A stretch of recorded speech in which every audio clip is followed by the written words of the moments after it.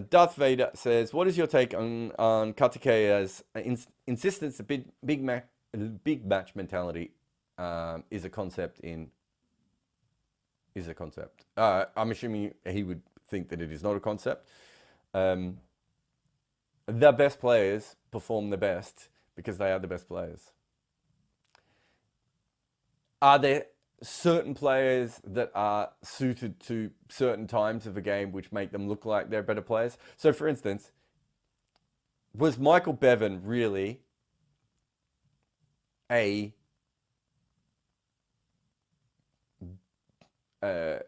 more clutch player than Ricky Ponting?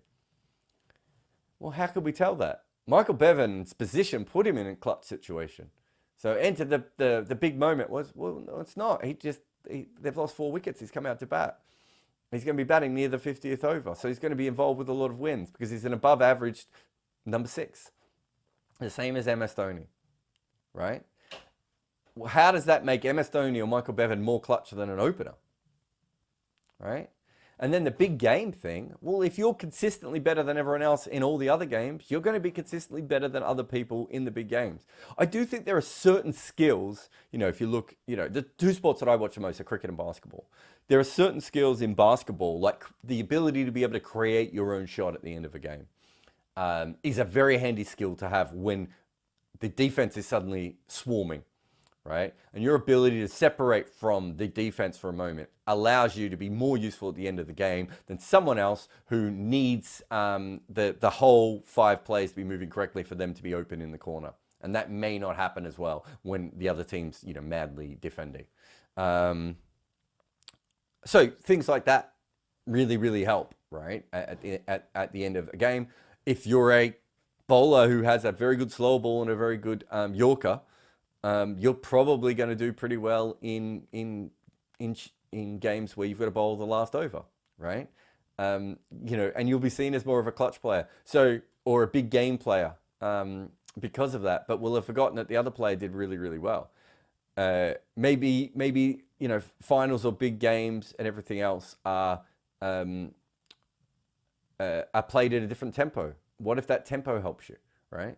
What is it about Ben Stokes that is helped by the fact that he has to bat in a different way, right? So we go, oh, it's a big game. God, look, he's the man, blah blah blah. But it's like, actually, there are technical reasons why Ben Stokes is really good at batting in those, and you can see them, right? The same as we saw with Aiden Markram the other day. What defines a big game, right? Sometimes a big game is looked at retrospectively because someone did a really good performance. Is the other thing.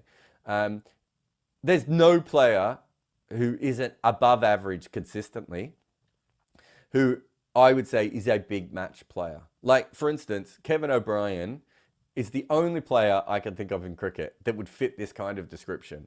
But Ireland have actually had tons of big games where he hasn't stepped up. But a couple of the ones that have been broadcast, he has, right? Maybe that's just dumb luck. My guess is it probably is, right? And Kevin O'Brien is a player that in certain situations, I think what we're seeing of Kevin O'Brien is in certain situations when the team is falling apart around him, he concentrated harder. Whereas in those other times when he went out there, he was probably sent out there to be the biffer and probably batted in that way. And maybe I didn't think about it as much. Then we see those games and they're broadcast, and so he has big game mentality. The best players are the best players in a small game or a big game. It's just nonsense. And there are individual players whose skills make them look like they are better, and we get to see them in a very small sample size. My guess is any player in the world, if you looked at whether they're a big game player or not, what you're really saying is that they were very, very good in the games that you saw, right? Or in a small handful of games. And when you start to expand it out, there's almost always a technical reason or a skill-based reason why players perform well.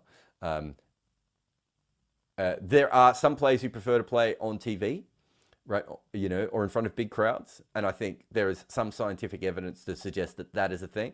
But again, that is more that it gets them focusing a little bit more. It's not that they are a better personality than another player, right? And I think the minute we start talking about big match mentality, we're talking shit, right? We're talking about small sample sizes and our memories over everything else.